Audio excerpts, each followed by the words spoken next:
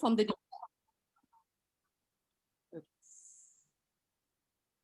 Okay.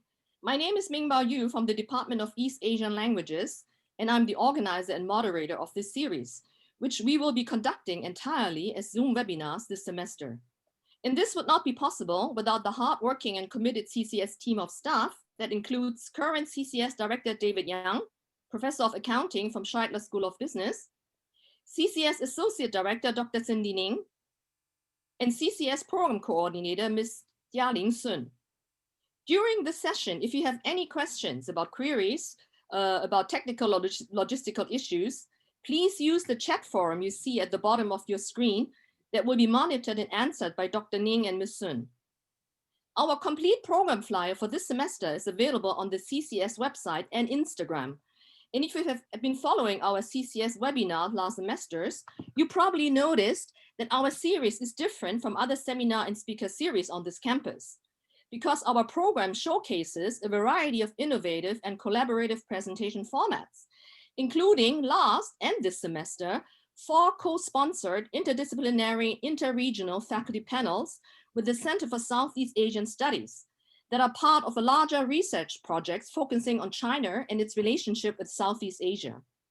Furthermore, this semester, we are also very fortunate to have secured the participation of Chinese study scholars from outside UH, namely from California, the East Coast, Europe, and Taiwan. So for instance, last week, we opened our CCS webinar with a presentation on Taiwan's presidential election in 2020. And on April 21st, we will have a faculty panel from Taiwan focusing on Taiwan and US relations in the Biden era. So please make sure you also join us for that event. Today, we are delighted to have a speaker from Europe, namely Dr. Jerome de Witt, who is an associate professor in the philosophy department at the University of Tübingen in Germany, which is actually 11 hours ahead of Hawaii time. We are very grateful to Dr. de Witt for agreeing to do his presentation during our regular noon to 1:30 time slot. But actually in Germany right now, it is 11 p.m. And by the time we finish, it will be midnight for Dr. de Witt. I would further like to thank the Department of East Asian Languages and Literatures and the Center for Korean Studies for co-sponsoring Dr. de Witt's talk today. Dr. de Witt is a Korean specialist focusing on North and South Korean wartime literature and modern Korean culture. And he's the author of articles that have appeared in several Korean journals, as well as in the Memory Studies Journal. He received his PhD degree from Leiden University in Netherlands, and his research interest in Korean culture pays particular attention to the public discourses concerning history and society, and how cultural sources can provide us with different viewpoints on debates such as nationalism, identity, and history. His recent projects deal with such topics as post-colonialism in contemporary South Korean alternate history novels, a study on North Korean children's animated cartoons, and a study on the representation and identity changes in the literature and movies of ethnic Koreans in China. And it is this last research interest of his that has sparked my curiosity in Dr. de Witt's work in his presentation today that is entitled The Cultural Creation of Ethnic Korean Minority in China. Many people probably know that China has an official multicultural policy, but few are aware that China counts Koreans as one of their 56 minorities. And I have always wondered or been curious how that happened. Unlike the majority of other ethnic people in China, the Korean Chinese, who are called Chaoxianzu in Chinese or Cho Song Yok in Korean, not only have their own spoken language, but also a written script, which is of course the Hangul. Although I wonder if some of the Korean Chinese writers also write in the Chinese language. We will no doubt hear more of that from Dr. de Witt's presentation that focuses on Korean Chinese literature from the early 1950s and aims to explore how the Korean Chinese identity was discursively created and articulated in the aftermath of the founding of the People's Republic of China. Dr. de Witt will speak for about 45 minutes, and then I will engage him in a brief dialogue before we'll open the forum to our Q&A session. At any time during his presentation, we invite you to send your questions and comments and use the Q&A forum that you see at the bottom of your screen. which we will be monitor and present to Dr. David after his presentation. Please don't wait to send your question and comments until the very end, because then we might run out of time to answer them. In order to accommodate everyone, we kindly ask that you please keep your comments concise and ask no more than 2 questions so that we can keep within the 30 minutes we have allocated for our Q&A session. We will try our best to take the questions in the order they are submitted, but we might also synthesize or group together similar questions so that we receive a more focused response from Dr. David and make room for other comments and queries. And after today's presentation, we will send a brief survey to everyone, so we would greatly appreciate if you could take a minute or 2 to give us some feedback. So without further ado, let me welcome and turn over to Dr. David and his presentation, The Cultural Creation of the Ethnic Korean Minority in China. Yes, thank you very much. So it's delightful that I can be part of this. So the corona also has its positive sides because Hawaii is not so near, and it's nice that after exactly 8 years ago, I was also visiting Manoa at that time. It's good that I can be back in this way. And I heard today from Professor Yonga Pak that the AES will be in Hawaii next year. So hopefully things will be okay then again, and I'll be able to see you all then in person. So it's indeed very nice that I can share with you my work on the Korean Chinese. So this is part of a project that I have in mind to look through their cultural texts, whether those are movies, literature, music, and see how through the years and through social and historical circumstances, they had to continuously adapt and reinvent their identity in order to cater to the times. And in this chapter that I'm writing for my book, it is of course how they started to create their identity by being part of the PRC. So that is what my talk will be mostly about. However, what is interesting is that in order to talk about this, it's of course not possible to just start with 1949, because they also see influences. You also see influences in their works that happened during the colonial period, and especially their being a colonial subject of Manchukuo and the Japanese Empire. So, and the stories that were written at that time during the colonial period, they do show already and hint at what we can find then post 1949. And you see that instead of focusing here, like focusing their literature for the benefit of the Japanese Empire, they can quite easily refocus it and make it work also in the newly emerging communist China. So first I will focus on a few theoretical considerations that I keep in mind when I'm analyzing and reading their works. And then I will take you on a tour with how the Korean people came to Manchuria and what they have written then. And then I will focus on the post-1949 era, and especially the author Kim Chang-gor, who I will introduce to you later, and how his works are very representative of what we can find and how influential he was in the cultural creation of Korean Chinese identity. So for theoretical considerations, I make use of well, 2 trains of thoughts, and they both have a relation to, of course, the idea of modernity. And the first is Karatani Kojin's book, The Origins of Modern Japanese Literature, where he has a chapter about the discovery of landscape, and where he mentions that you see a change in Japanese literature occurring where local landscape is kind of discovered by the authors in order to build a common feeling of a community that is larger than the local surroundings that they find themselves in. And by doing so, therefore, they create an imaginary link between the local and the nation. And we see that in this process, the individual is imagined as a citizen of a much larger state, whose rights and obligations are not subject to racial, religious, ethnic, or class restrictions, but are tied to this idea of the nation. And this is therefore, according to Karatani Kojin, also therefore the source for the cultural and psychological expression of modernity.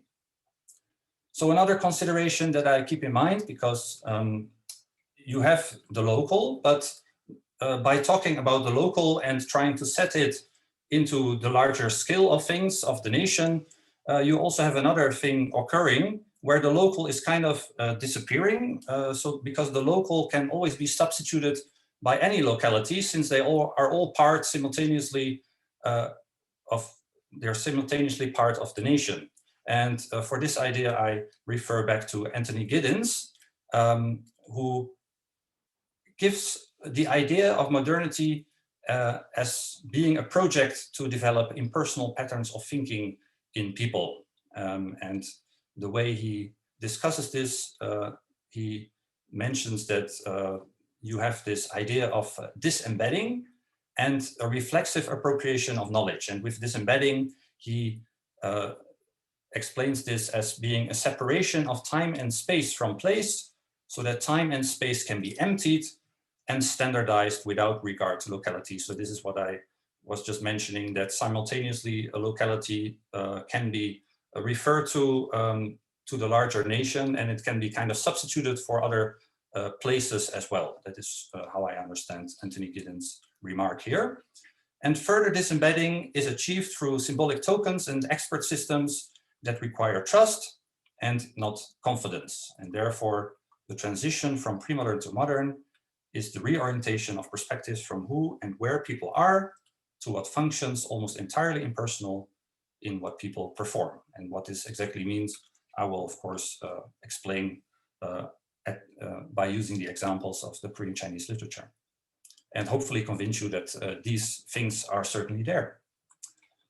So let's go to like what happens before 1949 and how the Korean people end up in Manchukuo. And here I found a picture from Fortune magazine from 1935, where you can see that here the Koreans are located apparently here, although they were of course also in the Heilongjiang and in the Liaoning province at that time already, but this author did not really know. He thinks that they are only here, and he has not such nice words for the Koreans because they are dwelling miserably, and it has long been a Manchurian problem.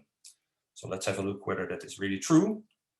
So you can see that there were 3 waves of the settlement of Koreans in Manchuria. Before 1910, so before Japan colonized Korea, we see that there's already thousands of people seeking their fortunes elsewhere due to the floods and famines that strike the northern part from the 1870s and 1880s. And because of the famines that this brings forth, many try to make a living by crossing the Tumen River. And that's why most of these people who settled in Manchuria before 1910, they settled in what is now the Korean Autonomous Prefecture of Yanbian. Then a second wave occurs in the 1920s, where you see that there are political refugees from the Korean Peninsula, and these settle mostly in the bigger cities in China, but of course also in other parts of Manchuria as well. And then especially the big wave of immigrants from Korea is in the 1930s, when the Manchukuo state has been established, where you see that the Japanese Empire is actively promoting Koreans to settle in Manchuria, and they offer them land and the means to be able to make a living there. So these mostly settle in the Liaoning and Heilongjiang provinces at that time. So by 1945, it is said that almost 2 million Koreans are in Manchuria at that time. And after 1945, 1 million, they return to the Korean Peninsula, and about 1 million remain in what is then going to be China. So what you see in the Korean literature that is written at that time, you see this discovery of landscape where the characters are working on their lands, and through their labor, they are able to give benefits to the nation, and therefore they can also become a political subject. They can prove to the Manchukuo state that even though they're Korean and maybe foreigners there, they want to show we are working hard for the benefit of the good of the nation. So we are also allowed to be here. And that is visible in the work of the famous South Korean, well, he later went to South Korea, An Sugir, and his story Pukyangbo.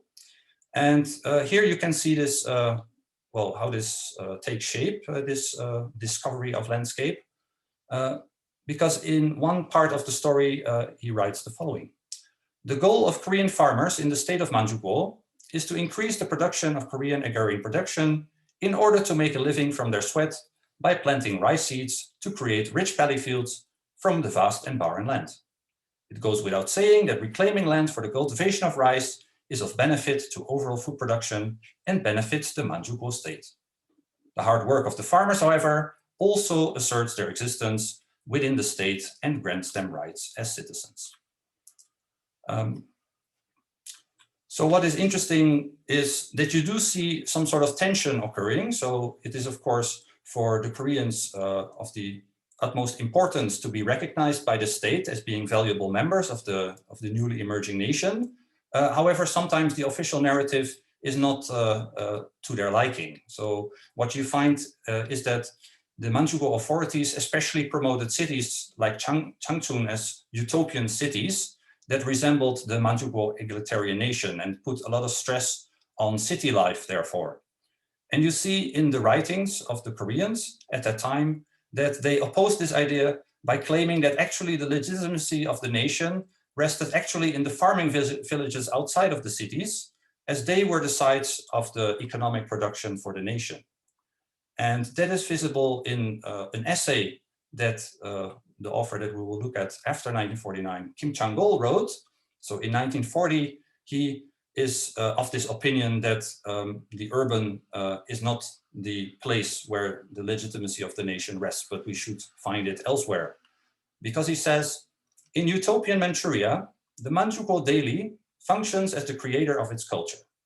But in the literary pages of this newspaper, we commonly see readers salivating at a love scene, but refuse to read on when the lives of the urban poor, farmers, or other dark sides of human life appear.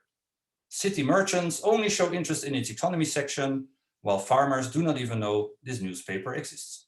So here we can see very nicely how he thinks of things and how he finds that there's a big gap between how the city people are imagining their nation and how it is perceived and also experienced by the rest, the urban poor, the farmers, and other downtrodden citizens of Manchukuo. So this experience of the colonial period is all taken into account when we encounter their literature that they are writing then after 1949.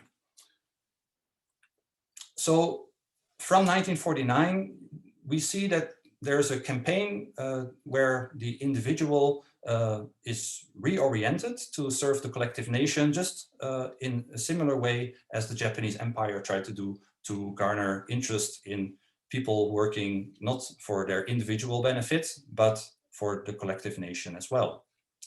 So this is visible in the works by Chinese and Korean Chinese authors who were active in 1949 and in the 1956 period. And we see, therefore, this especially appearing in well, the works of Kim Chang-gol, who is recognized by many of the Korean Chinese scholars as being the godfather of Korean Chinese literature. So let's look at his life a little bit. So he was born in 1911 in the northern part of the Korean peninsula. And when he was only 6 years old, he moved to Yeongjeong, so into Manchuria, so into the Yanbian area. And there he went to school and got his education. So he graduated from Myeongdong Primary School, where also the famous poet Yoon Dong-ju, for example, studied.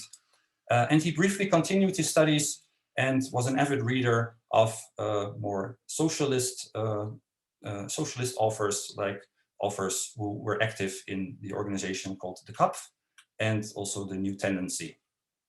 So from the late 1920s, he becomes very active in socialist underground groups, and therefore he also becomes a target of the Japanese, but he manages to escape their clutches by living a vagabond life and not having like a fixed place that he calls home. In the early 1930s, he moves back to his parents' house, becomes a farmer, but in the evenings, he is teaching literature at the Myeongdong Primary School. And in 1939, he makes his literary debut, and his most successful story is seen to be A Dark Night, which he wrote in 1941. So after 1945, he also is a very important figure because he is the one who founded the Korean Language and Literature Department at the newly founded Northeast Korean People's University, which is now known as Yembyen University. And of course, the department still exists because at Yembyen University, the Department of Korean Literature is seen as the most important to the university. So in January 1950, he published the first Korean short story, The New Village, and that is the story that we'll be looking at a little bit later as well. However, in 1957, he was branded as an ethno-nationalist by fellow Korean Chinese intellectuals, which eventually led to his purge in 1966 during the Cultural Revolution. Eventually, he was rehabilitated in 1974, and then he resumed his academic activities. And he also makes an appearance for a republication of his colonial period short stories in 1983, which is another interesting story because he kind of rewrote his colonial period stories by making it seem that he was always very anti-Japanese, although the originals that were found later by other Korean Chinese literature scholars showed that the original was a little bit different from how he portrayed it in his 1983 short story collection. So if you would like to characterize the early Korean Chinese literature at that time, you see that it has, of course, similarities to the Chinese literature that was written as a whole. So they eulogize the lives of farmers, and they show that farmers are able to transform their livelihood and the nation through working on their own lands, this time not in the name of imperialism, but for communism. And unlike what we see in other stories that are written by non-Korean Chinese authors, we do see that there's a tendency in the literature to bring back the shared historical experience from the Manchukuo period. And they see, like when there are difficulties emerging in the local communities, they see this often as being still caused by colonial remnants from the Japanese rule in Manchukuo.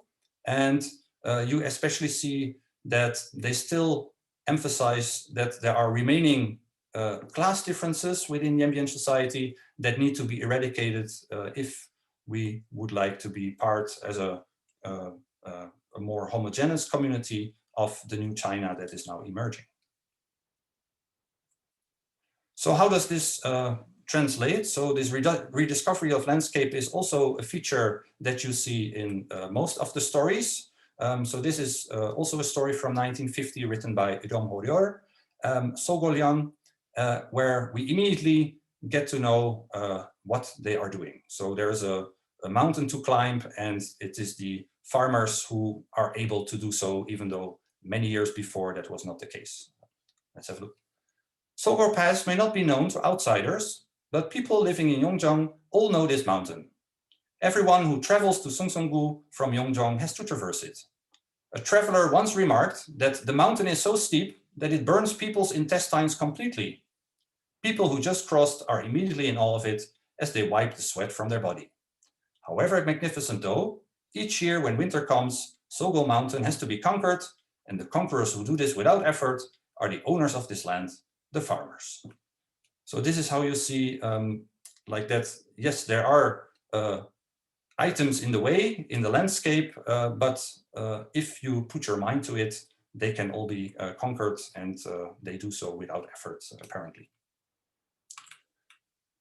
So Kim Chang-go's work is often credited to be the creation of a unique Korean Chinese identity. And this is, for example, voiced by the Korean Chinese literary scholar Che-ir, who says of the very first short story that was published after the founding of the PRC, Kim Chang-gol's New Village, that this story helped in the creation of a Korean Chinese identity detached from the Korean peninsula, as the experiences of Koreans in Yanbian are stressed by portraying them as owners of their land and developing this land in Yanbian by their own hands. And that is very interesting. So one question, of course, that I had was, to what extent do they still relate to the Koreans on the Korean peninsula? And how does this feature in their literature? So that is, of course, a question that was on my mind when I was reading through their works. And you do indeed see instances where where they indeed separate their experience and that they are now, even though it is only less than 5 years after 1945, they really see indeed themselves and their future to be in China and not on the Korean peninsula per se. So this is also visible in Lee Gun-jeon's Pak Chang-kwon Haraboti, so this a short story called Grandfather Pak, where you have a grandfather who sends his son to the Korean War, and then one day in 1951 he receives a letter from one of his son's comrades with the following message. Chun-shik has valiantly given his life for the sake of the people of Taeheung village and for his fatherland. And it's very interesting, the Korean words that he's using, because it really is kind of like a separation from, like it makes it feel as if the Korean peninsula is far away, further away than you would think actually when they would say that they are still ethnically Korean and part of the people and what is happening on the Korean peninsula. So the stories, they show a mix between their ethnic and national ties, and that is a very interesting feature. So they see, yes, we have our Korean ethnic identity, but it can very easily be matched. There is no problem, there's no contradiction there with the political identity that we also have while being part of China.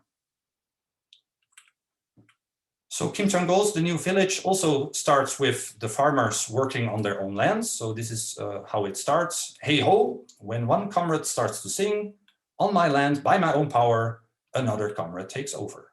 Grown by me, eaten by me, yet another comrade takes over. So we are immediately shown that the farmers are indeed in control of and work on the lands with their own power for their own benefit, but then of course also for the benefit of the new China. So what is also interesting that immediately you also see that while the farmers are working, they do sometimes not see what is different from the rhetoric that the Chinese Communist Party is using with what the Japanese colonizer was throwing at them. So this is the case when some of the farmers, so the main character, he is talking about the new China and what kind of goals China has in mind to modernize the livelihood of the farmers. And then some of the farmers, they start to complain. Comrade team leader, when can we plow our fields and lawns by tractor? Will that happen within our generation? Exactly. For thousands of years, we have used a flail, which requires a lot of strength and is exhausting, my goodness. The farmers got upset and repeatedly asked this question. And then the main character has to say, it will not happen immediately today, but it won't be so far. It all depends on us. And this reemergence of the colonial past keeps making an appearance because there are also these concepts of borrowing grain from the state, for example, or also doing side jobs, which is called puop in Korean. These are all terms that were also used by the Japanese to spur the people in Manchukuo to work harder for the benefit of the nation. So that's why we get an explanation when the farmers again complain, well, aren't these terms very similar to each other from what the Japanese were saying? And then he has to explain this to the farmers. So Kapshik explained that in the past, borrowing grain from the state was not to help the people, but used as a means to keep the people fall more in debt, to be able to exploit them more severely. He then continued to stress that only through a side project they would be able to sustain themselves in the new democratic society. He explained with examples in an easily understandable and clear way how this was fundamentally different from when the Japanese bastards in the past urged people to do side projects. And well, here it is written that he explained it with examples in an easily understandable and clear way. But then, of course, I would be really curious what examples and how he exactly explained it. But we are, of course, not really given this explanation because there are, of course, a lot of similarities. But of course, Kim Chang-gol, in this way, by stressing, no, it is just different, so we have to just accept this.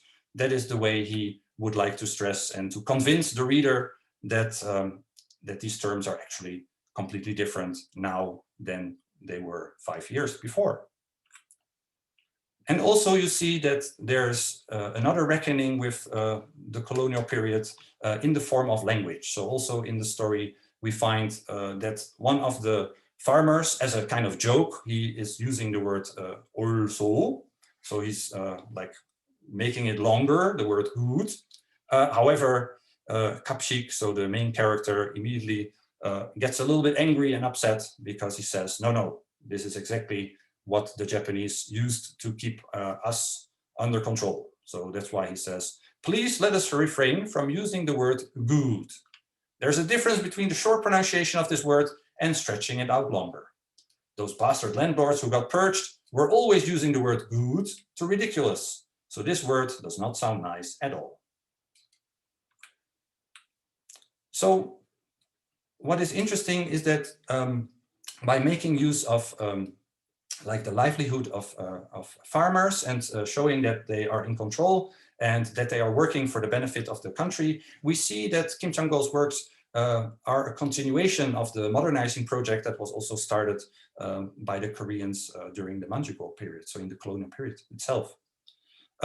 So we talked a little bit about Anthony Gideon's idea of modernity as a project to develop impersonal patterns of thinking, and especially the reflexive appropriation of knowledge. We also see that appearing in the works of Kim Chang-gol. So just now when he's, for example, trying to explain that the terms changgok, so the borrowing of grain from the state, or the side projects, doing side projects for the state, puop, that they are completely different. These are what Anthony Giddens says are making use of these expert systems, so leaders that make an appearance in the stories that require trust without questioning. So also as a reader, when you're reading and the author tells you, no, now it is different, then you just have to accept it. And it's these kind of narratives that are then continuously used, and not much more explanation is given of exactly how these things are different, or whether they are different at all. But it is in this way that eventually, like these things become eroded, the meaning gets kind of lost, and nobody is asking or is allowed to question anymore what actually is behind the idea of the slogans that are used. So, of course, just like in the Manchukuo period, you see that the Korean Chinese literature and the efforts that they describe, working for the new China, are all for a very specific purpose. They create this discourse, and they, of course, align their discourse with what you find in the other Chinese literature that is written at that time, because they, through these means and by showing their allegiance, they could acquire political subjectivity. And for this, I will show you also a song. This is the more modern version of it, but the original song stems from 1958. And this shows exactly like the way that Koreans want to show that they are indeed loyal subjects of the new China. So she starts to sing about the locality. So the Changbai Mountain is mentioned.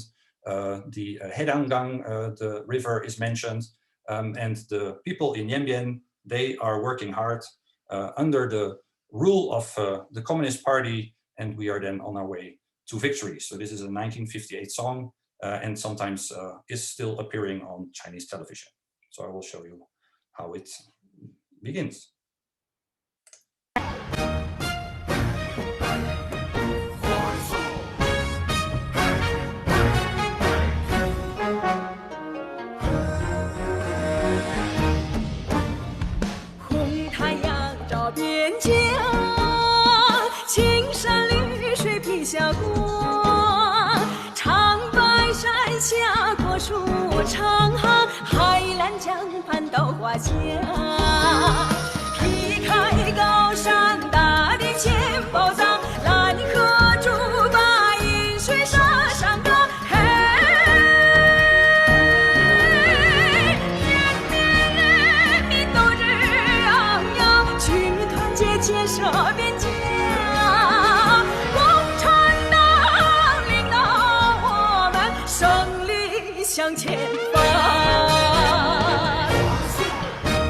And then she will continue singing in Korean, but it's exactly the same lyrics then, but then in Korean.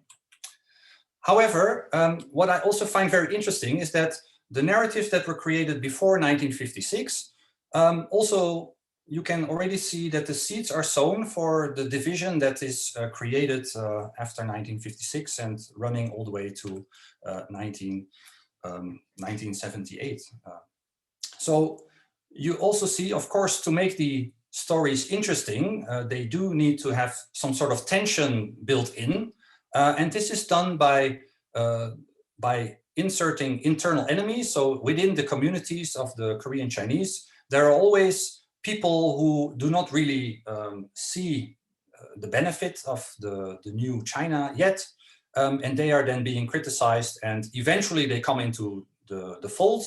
But it takes some considerable effort on the part of the other villagers sometimes. And we see this littered throughout the Korean Chinese literature at that time. So for example, in Heegyeon's A New House, we see that landlords are being criticized. So that they earmark, that person in the village, he still lives and thinks like a landlord, so he should not be doing that. The times have changed and he should fall into step with what is there now. So also in another story written by Kim Chol-gor in 1951, The Village's Victory, you see, for example, rich peasants and bad elements that are being accused. So some villagers are being accused of being this, and they need to also see the new ways. And in the new village itself, the story, we see that middle-class peasants who dream of getting rich are being ridiculed. So that is what you see here in the character of Old Man Cho, and he is characterized as follows. Old Man Cho was so stubborn that he would never budge on any issue. He would only do things for himself and was greedy, which led the villagers to simply nickname him Stubby. And also in The Village's Victory, you see that it is, of course, not really clear who is the enemy or not. So it is very arbitrary who they accuse, and that sometimes the borders between being a faithful servant of China or working against it is not clear that much at all, because we also see that in this story. Team leader, they say that nowadays the emergence of anti-revolutionaries are our biggest threat, but would they be among us? For a long time, Hyungjun stared across the fields and then answered, can you really be so confident? Just because we haven't been able to recognize them does not mean we can be sure. So what he's saying here is that, it looks like there are none of these people in our village. However, it can always be the case. Right? So we should always remain vigilant. So what is interesting is that when these characters make an appearance, then they are always brandished as being individualistic and egoistic.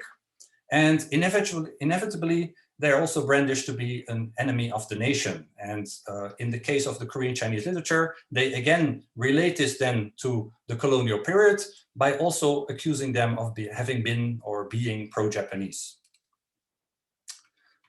And that is what you therefore find from 1956 onwards. I think that the narratives that were created then and by the arbitrary, so it is not really well defined who is an anti-revolutionary. So new terms are being created for supposed enemies within the communities.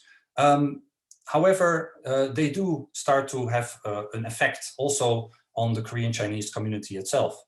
So these, the works itself, they do not function only as a way to pursue decolonization, but of course it also aims to take away the political agency and subjectivity of those brandished as having collaborated with the Japanese, while of course simultaneously elevating the political agency of the accuser.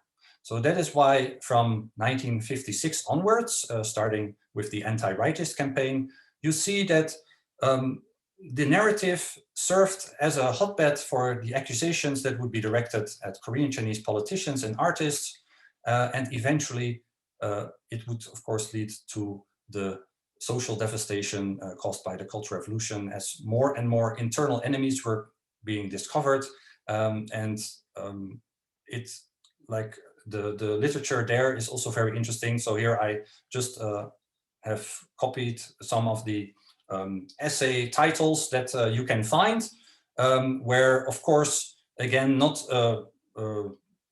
like the accusations are leveled at certain writers, like Kim Hap-chul is a very important writer at that time. And here we also see Kim Chang-gol himself taking part in accusing others. And as you know, if you remember from when I talked about his life, then a few years later, he himself would be brandished as an anti-nationalist and be, purged from his position. So it became very arbitrary. You could easily accuse someone of having the wrong allegiance to the state. You just would use the terms that were then in vogue at that time. So here we have you are a rightist from the rightist party, or you were a reactionary, pandong. So this was the method. And of course, being the first one to accuse someone else would, of course, showcase that you were, of course, having the right mindset and you could still be part of China, and the other that you were accusing should not. And then you have these groups within the Korean Chinese community who start to more and more see each other as being the enemy of the state. So that is what I would have liked to share with you. And yeah, I welcome questions a lot. So thank you so much for your attention. And yeah, hopefully you found it as interesting as I do. Okay, thank you so much, Jerome. This was very informative and very thought-provoking. Let me start with a couple of questions because before we open to the Q&A, and we have some very good questions lined up. I would like to begin with asking you about the term itself, Korean Chinese, because I was always wondering, right? Why is it Korean Chinese and why is it not Chinese Korean? Is there a difference? And who actually is really included in that group? I know your period focuses mostly on the Korean writers who settled in China, right? And then you said some of them left, but some of them stayed. So I guess, you know, right now we actually in China have second or third generations, right? Ethnic Koreans who are born and raised in China. And I'm interested in that question because my next question actually has to do with language, right? What language were they using? You know, I noticed that when you, I think it was the fifth slide you showed by Ang Sung-il, was it Japanese or was it Chinese? But I think, but when you showed the slide from Kim Chang-gol, it was Korean, right?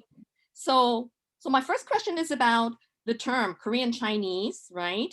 And who is included in that, you know, because my comparison is the term to the Asian Americans, as you know a little bit about in this country, right? The term was coined in the 60s, right? As part of, you know, an attempt to sort of promote some kind of collectivity and give some political agency to Asian Americans, but it only included, right, Asians who are born in this country, right? And then I think after 65, when immigration for Asia opened and more, and especially after 89, when China opened and more Asians became migrated to America, the term actually broadened and has become sort of a little bit discussion in the field of Asian American studies, who is included or not. But originally the term referred to only Asians born and raised in America, whereas now it includes, you know, some people argue it should be broadened, some people against it. So that's what I'm wondering about this term, Korean Chinese. who it included, right? So maybe we can start with that first. Yes, so the first time that the term Chaoshenju, so Chosunjok, is occurring is indeed in 1952, when they are given like the autonomous prefecture of Yanbian. Then the Chinese state starts to call them Chaoshenju. So they do have another term for them earlier, Chaoshenren, but from 1952 they start to call them with this new term. And then the Korean Chinese, they adapt to this. Yeah, I'm also still struggling with whether I should call them Korean Chinese or Chinese Korean, because there is a difference there. So, there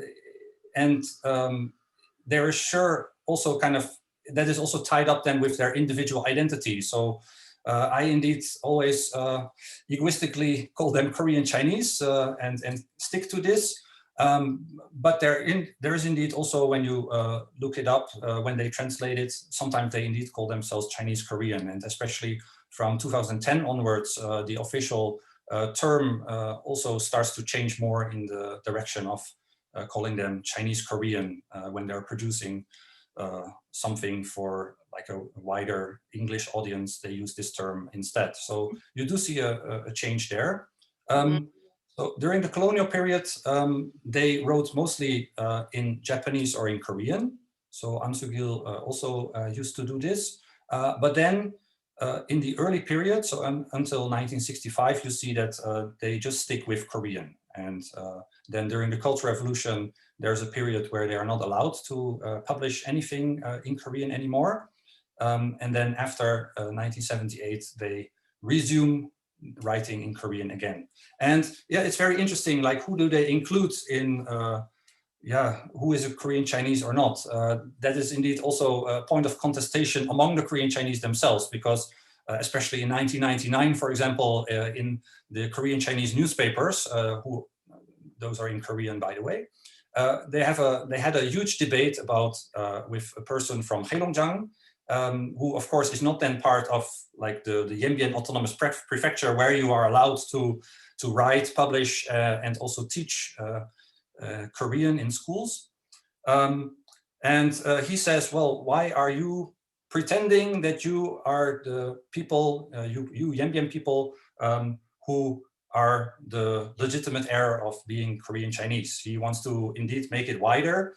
And then you indeed see that the Yanbian Koreans, they kind of go against this. They really say, no, we are really the birthplace. Most of us, we came already from the 19th century into China, so we can indeed proclaim. And since we have been publishing and writing in Korean all this time, and you guys in Heilongjiang and Liaoning province have not, that's why we kept the culture, the Korean culture alive, and that's why we can have this. So there are, among Korean Chinese, there is certainly a hierarchy there, and this is also felt by Korean Chinese who are not from Yanbian. So there are like three hierarchies. You are either not from Yanbian, then you are the lowest.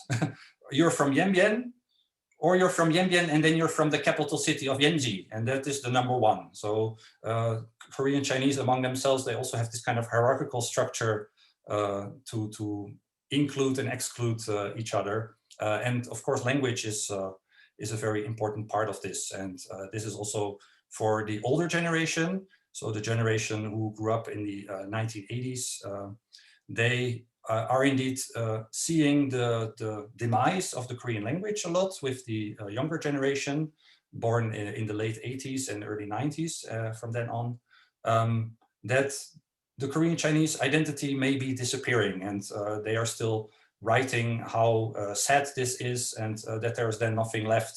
Although what is very interesting, and hopefully my book will also show that for this new generation, no, they indeed have acquired the Chinese language.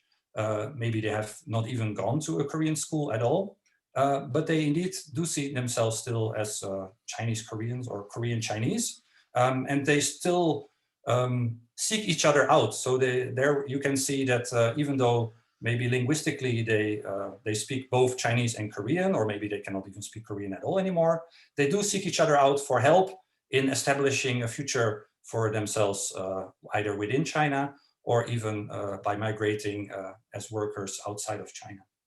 So the younger generation, they actually, you're saying, you indicated they are bilingual, right?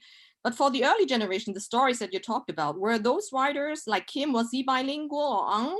I mean, they were certainly bilingual in Japanese and Korean, but Kim, when he settled in China, did he learn Chinese? And where were those stories published? Were they published in Korea?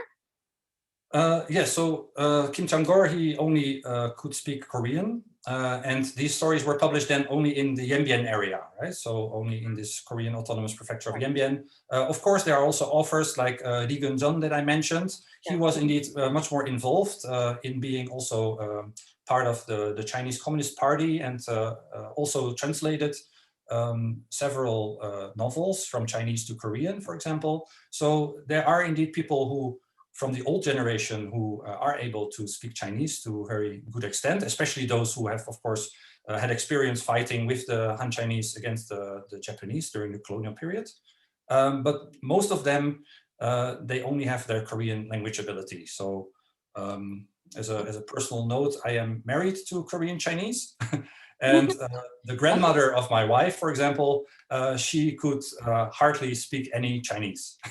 She could only speak Korean, and yeah, she's part of the old generation. All right, thank you so much. So we have a couple of really long and interesting questions from our audience. The first one actually comes from my colleague, David Kolikovsky. He says, okay, I see that Kim is often designated as the Manchurian resident writer, and he uses the Korean term here, right, by scholars, as opposed to Korean Chinese writer, and he has also given us the Korean term here. I'm curious about these two terms. Is this just a matter of time period, or is this something else at stake? And do you use either term in your work? Yes, that is a very interesting. Yes, indeed, when you look him up, and there are indeed some papers written about him, and then mostly are about his Manchurian period. So when he was, of course, just an up and coming writer. And of course, this has some political indications, right? Because Kim Chang-gor, as I have showed you, he is actually one of the few Koreans in Manchuria who is kind of going against the whole colonial system by saying, well, what the Japanese are doing is they are not focusing on what the people are suffering, the farmers and the workers in the factories. They do not have a good life.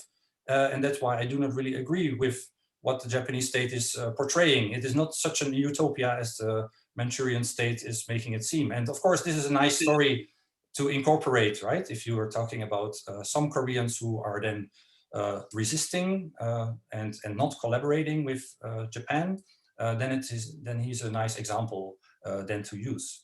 And that is, I think, the reason why he, of course, garners interest. And well, him being left in China, then of course also then creates a little bit of a problem for especially South Korean scholars sometimes to try to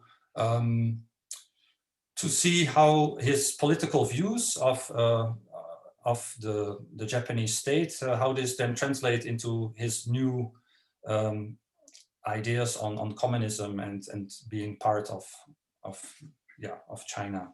So that is a question that they cannot really wrap their head around, and that is why they often use two different terms to just separate these two, as if Kim Chang-gor is indeed two separate beings before 1945, and then after 1945 he changes into someone else. All right, okay, the next question is from Dong Jo-shin. It says, in the presentation, you say that Kim Chang-gor was accused of ethno-nationalism by fellow Korean Chinese intellectuals. It sounds that the anti-local nationalism or the anti-rightist movement was launched by the Korean Chinese in Yanbian. Would you explain more about the anti-local nationalism campaign in Yanbian? Why was he charged with that, even if he looked like a loyal socialist? Yes. So I think that is mostly because of an essay that he wrote in 1956. So this is during the 100 Flowers campaign. Because the 100 Flowers campaign for the Korean Chinese is also very interesting because, of course, Mao presented this as an opportunity to just voice any critique that you want. And that is what the Han Chinese were using it for. So they brought critique of the Communist Party forward.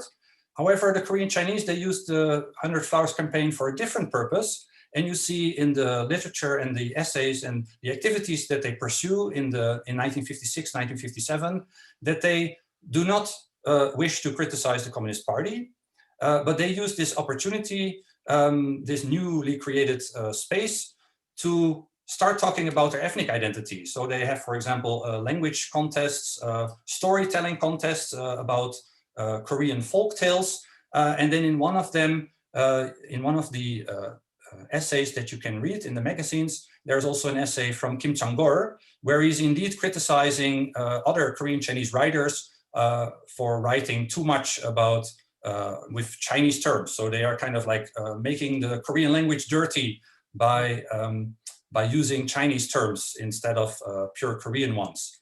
And I'm sure that this is one of the big reasons why he was then therefore seen as, see, you are only focusing on your ethnic Korean identity here. And then, of course, with this essay in hand, he became a very easy target to show that he was much more interested in his own ethnicity than in like than being a loyal socialist citizen.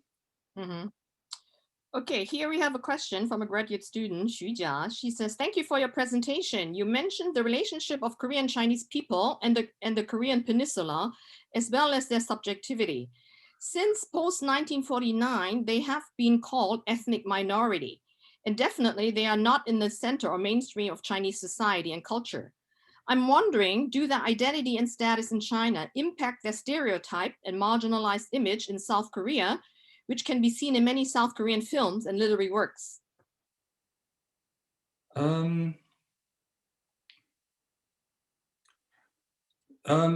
Yes, very much so. So, of course, this all started in 1992 when China and South Korea, they normalized their relations with each other. And then, especially for the Korean Chinese who had been watching the Asian Games held in South Korea in 1986, and of course the Olympic Games in 1988, when they got a view from their newly bought televisions, they got a glimpse of how well developed South Korea was. They immediately started with what is called among them the Korean dream. They thought that they could move to South Korea, and since they were ethnically Korean, they would be welcomed with open arms, and they could make a fortune there and bring it back again to China to live a rich life.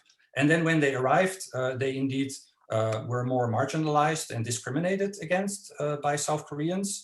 And indeed, the images that you have even nowadays of Korean Chinese is that they are gangsters, and when like with murderers, and that they would kill someone without any emotion. They are more close to animals. These are kind of the portrayals that you see still nowadays in South Korean movies.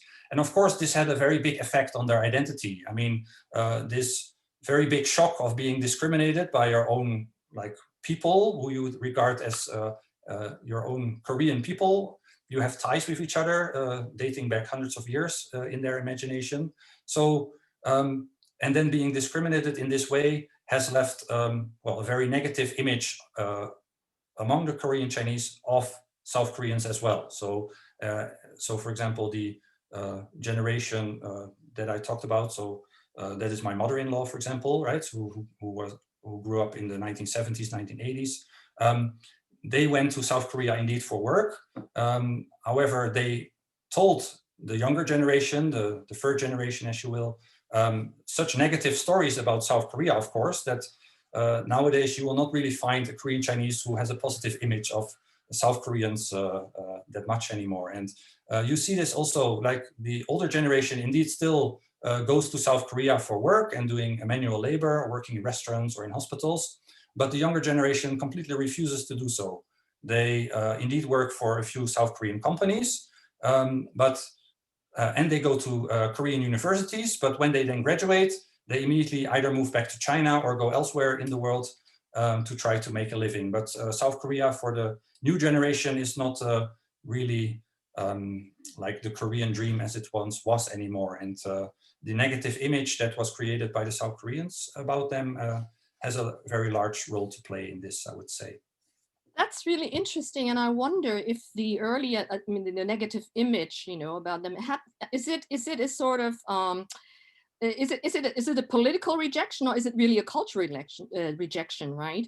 Because what I found so interesting about your talk is the title is actually cultural creation, but your talk illustrates so well that the issues has been so much tied up with political issues, right, and colonization, right?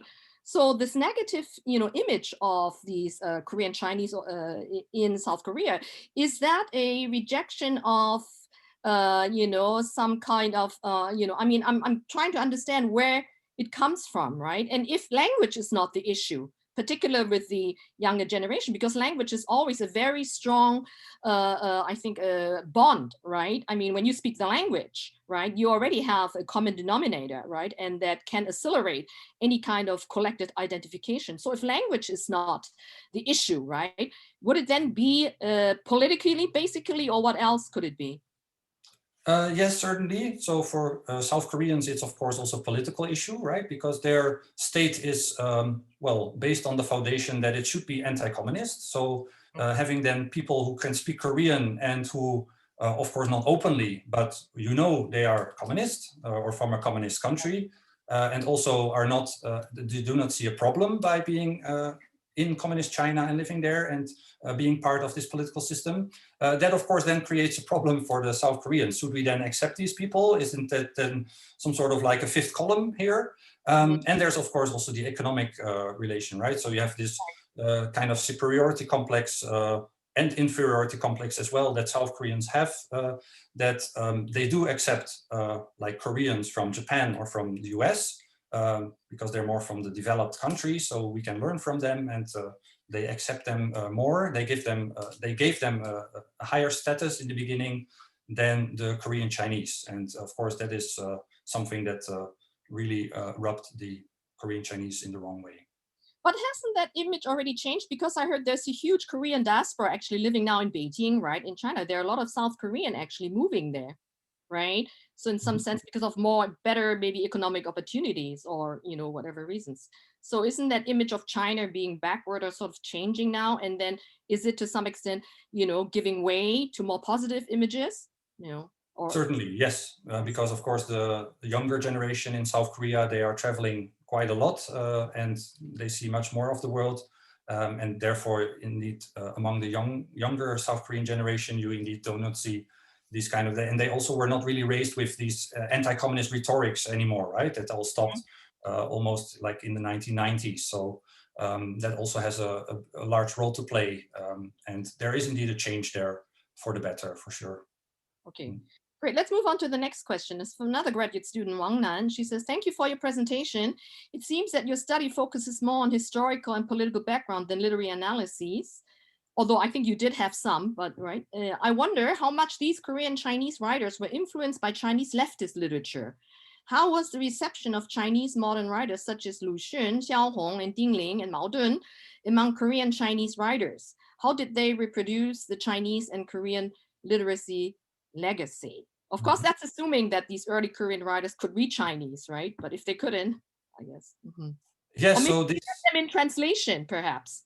Yeah. Yes, exactly. There were translations indeed of these writers. And then, of course, Lu Xun was, of course, in the 50s, one of the big heroes, of course, also for the Korean Chinese. But there's also still a lot of interaction with North Korea, who's then, of course, also a communist country. So you actually see that there's much more interaction between what is happening in North Korean literature as well. And then this is then also adapted, and they add also of course the official Chinese narrative that should be used into it. So they get influences not only from Chinese literature, but you can also see that they are influenced by North Korean literature as well. And there are not that many essays about this, so they're just writing their stories. And I have to do a bit more further analysis of the Chinese stories that are out there. That is indeed still something that remains to be done. So I'm sorry if I cannot answer the question as thoroughly as. Oh no, that's all right. So is that part of your larger book project? Can you maybe talk a little bit about that?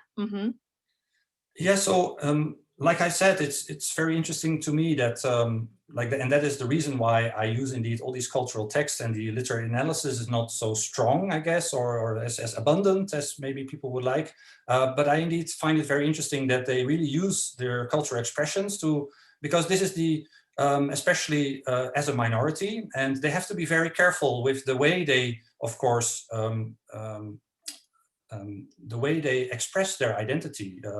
And they are always aware of this, of what is allowed, what is not allowed. So they are always looking for new ways to stay within the realm of what is allowed in China. So that, however, they still have the urge, of course, to talk about we are different from the rest of the Chinese that are out there. We are a different minority within the larger China, and we should be allowed to also express and do research about our own history and cultural attitudes. So, and that is very, very interesting. I find that when you look at the time periods and these big pivotal changes, that they keep, as I said at the beginning, reinventing themselves and find new ways in which to express things. Even nowadays, for example, under Xi Jinping, it's getting very difficult for them to express again their identity. And recently, in September, for example, there was the textbooks in Inner Mongolia that were changed, right? Yes, right. But that was also in Yanbian the case. So also in Yanbian, simultaneously, they also changed the textbooks. And then immediately you see that the Korean Chinese are talking about this. And there's like a whole forum that they were using where they indeed are discussing, okay, what does this mean? Is the Korean Chinese identity now completely dead or not?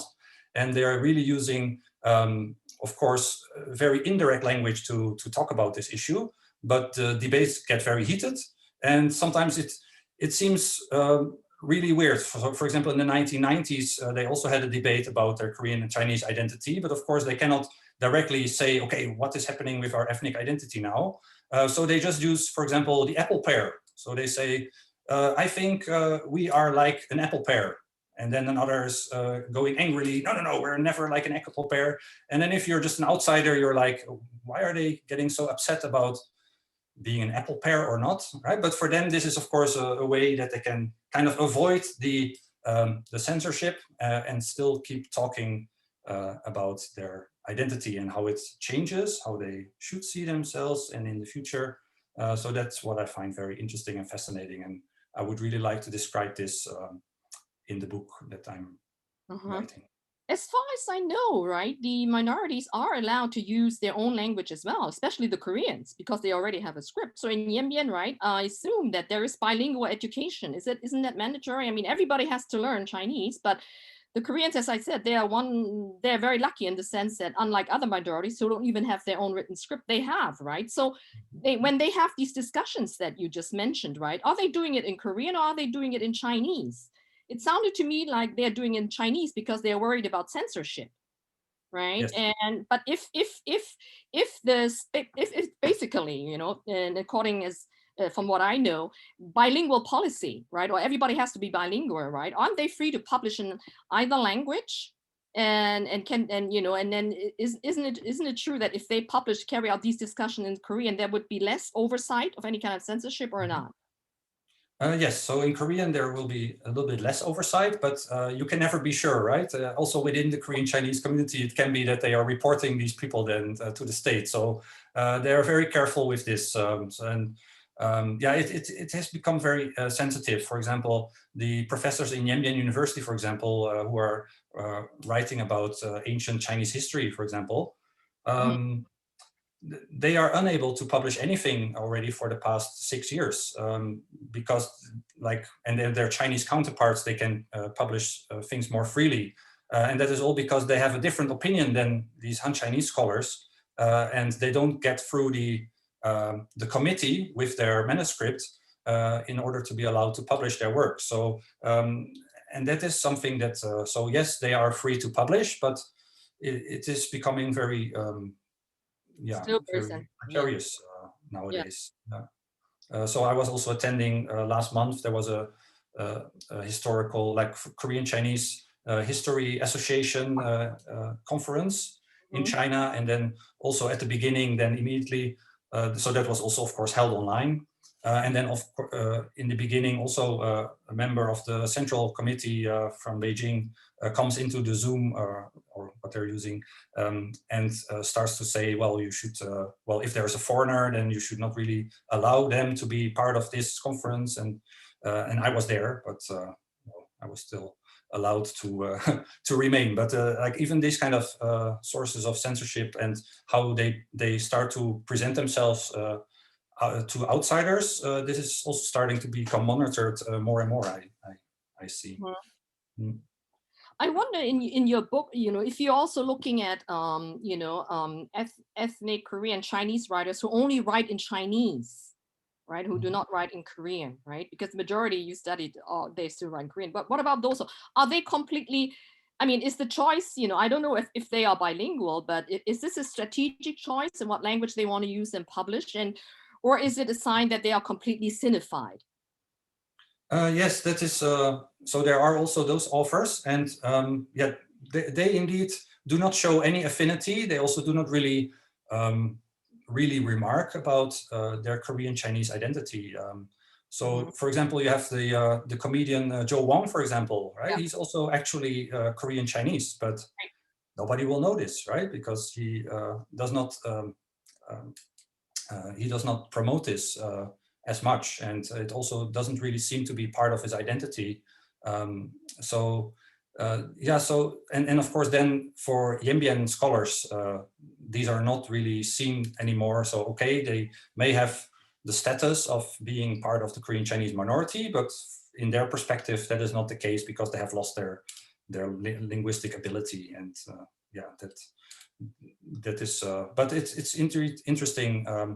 That is indeed also something that I will certainly start to focus on to see how the authors who are only writing in Chinese are presenting themselves, and how their identity is formed and represented. Okay. All right. Let me just check. Okay. So then one more question I have is that about, I think the larger issue that you raised in your presentation, which I find very interesting, is of course, I think this dilemma when we look at the creation of the cultural identity of ethnic Korean, I think it crystallizes, a particular issue that I think everyone or any community, right, actually deals with, which is, the creation of a kind of, collective identity, right? And that's very tied up with often political, agendas, right? Versus a kind of individual, right, identity. And I think you mentioned that sort of in your paper a little bit more than in your presentation. So I see that as sort of, a big issue in general, right? Because I think with the Korean Chinese that you mentioned very well in your paper, right? Some strategies, right, were used that were also used during the colonial period, right? And then when China took over, like you said, they are celebrating the peasants, as part of showing that Manchukuo is really great imperial empire, right? As a way of, interpolating the Korean Chinese. But then the Chinese, actually, the communist government did the same, right? So I think, this is such an interesting case study in the sense that it really highlights or heightens, right, this particular tension, I think you call, right, between, on the one hand, the desire to form a kind of, subjectivity and identity that is sort of more individual versus the larger collective, and the danger of the collective to erase that individual, right? And I think particularly with the Korean Chinese, because of the history of Japanese colonization and then staying in China, it's much more politicized, much more heightened, right? But the general issue is still there. So I was just wondering, this is a very broad question, sorry, but it interests me, your general thought, is there a solution to that problem? Or what can we do about it, right?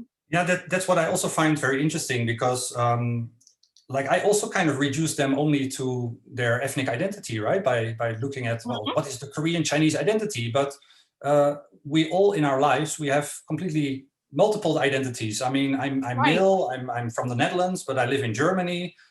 So should I then just be reduced of being Dutch or Right. what is it, Dutch German or whatever. But that is not what's happening, right? When you're part of the majority, for example, that only happens indeed if you're a minority, and that is the thing, right? So even if you want to, as a minority, you want to express yourself, and that is of course what I would say the people who are Korean Chinese but are only educated in Chinese and write in Chinese, they of course they stress these other identities much more, right?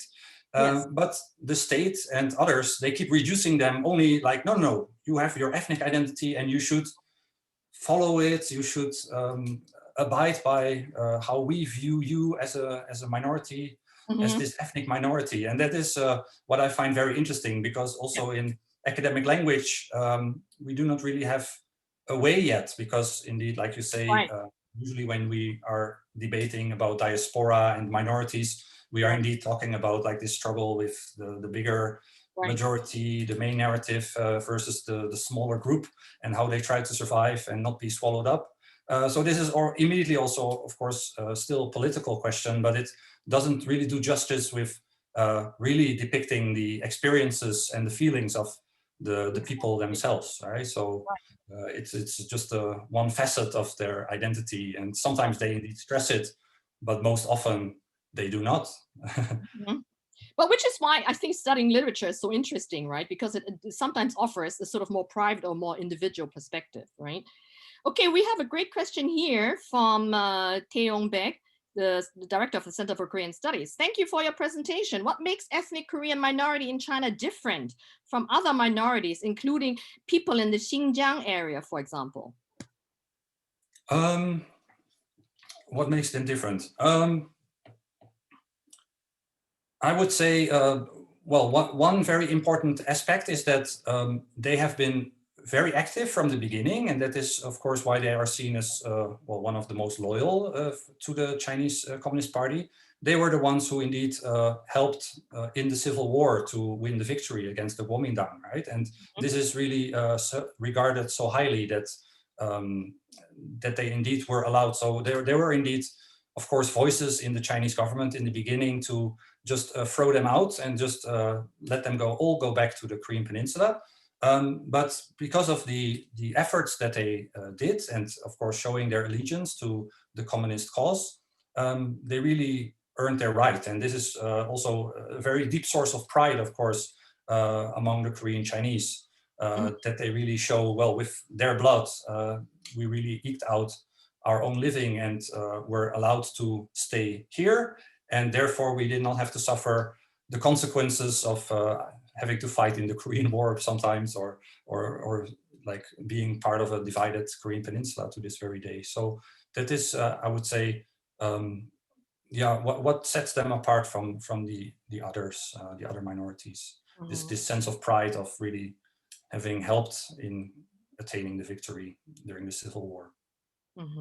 We have another question from David Kolikovsky, and I think it touches upon what you just, talked about, but maybe you can add a little bit more.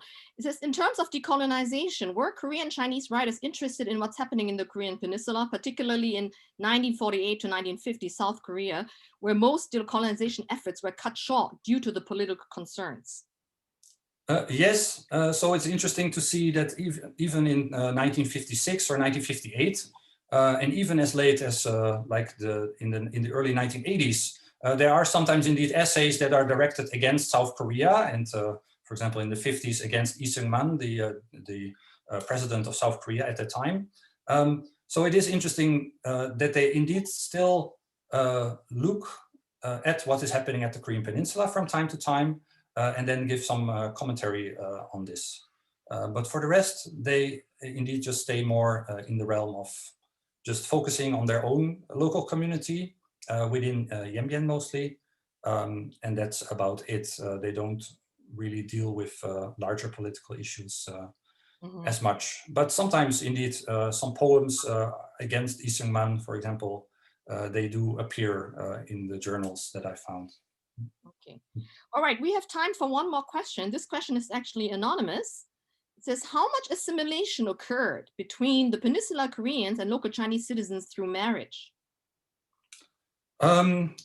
Yes, so up to the 1980s, you could really see that the Korean Chinese had a very conservative mind with this. So they were very aware that if too many Han Chinese would come into Yanbian, that they would probably lose their status. So there was always this idea that no, you should never marry, or someone should never marry with a Han Chinese.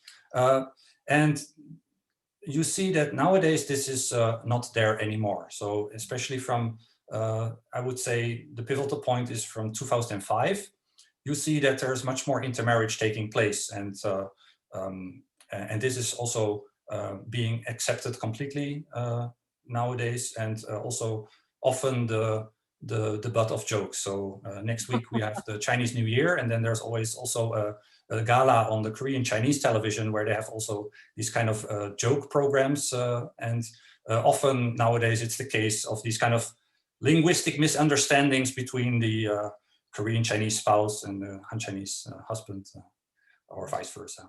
Yeah. Okay, we're almost out of time. And actually in Germany, it's way past midnight. So yes. Thank you. Now the 4th of November here, or February. Yes. February, yes.